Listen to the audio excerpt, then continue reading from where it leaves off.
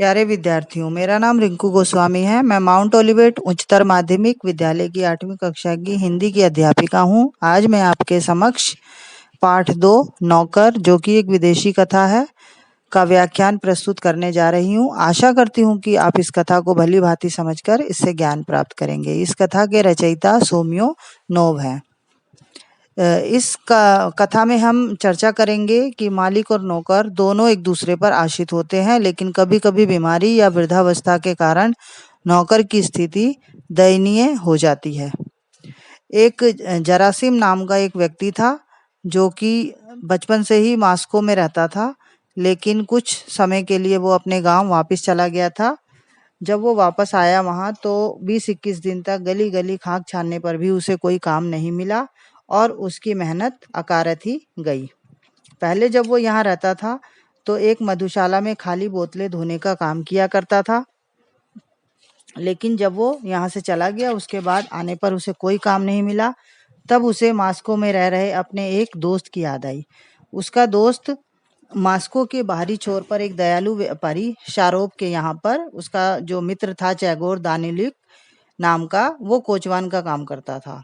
वो जरासिम के गांव का ही था और वो बातें बनाने में बहुत चतुर था। जरासिम जब उससे मिला तो उसने उसका हालचाल पूछा। जरासिम ने कहा कि मेरा बहुत बुरा हाल है, मेरी नौकरी छूट गई है, तुम अगर कोई नौकरी दिलवा पाओ तो मुझ पर बहुत कृपा होगी।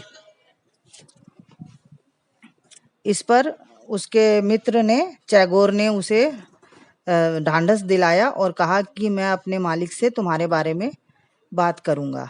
इसके बाद उसने अपने मालिक से अपने दोस्त के बारे में बात की और कहा कि मेरे मित्र को आप अपने यहाँ पर नौकरी दे दीजिए। लेकिन उनके मालिक ने, शारोब ने कहा कि यहाँ तो कोई काम है नहीं और जिसकी जगह पे तुम इसे काम लगवाना चाहते हो वो पॉलीकार्पिक नाम का वृद्ध व्यक्ति, फिर वो क्या करेगा। तो अपने मित्र के लिए जो चैगोर था उसने काफ़ी तर्क दिए कि आप मेरे मित्र को रखिए, वो जवान है, वो अच्छा काम कर सकता है, ईमानदार है, लेकिन जो पहले से आपके पास पॉलीकार्पिक नाम का व्यक्ति काम कर रहा है वो बहुत ही खराब काम करता है और आप उस पर पैसा बर्बाद क्यों कर रहे हैं। वो कमरा भी साफ नहीं करता, पहरा देने की जब उसकी बारी आती है तो रात भर वो जाके सो जाता है।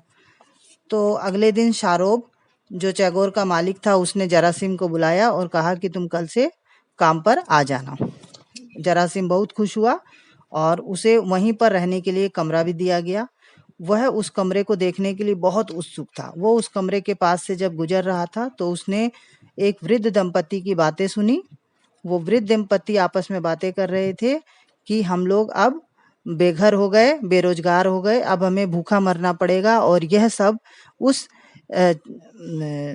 नए व्यक्ति जरासिम की वजह से हुआ है और हम सब अब भूखे मर जाएंगे। जरासिम ने जब उनकी बातें सुनी तो जरासिम को लगा कि मेरी वजह से एक वृद्ध दंपति जो है वो बेघर हो जाएंगे, उन पर कितनी बड़ी मुसीबत आन पड़ी है सिर्फ मेरी वजह से।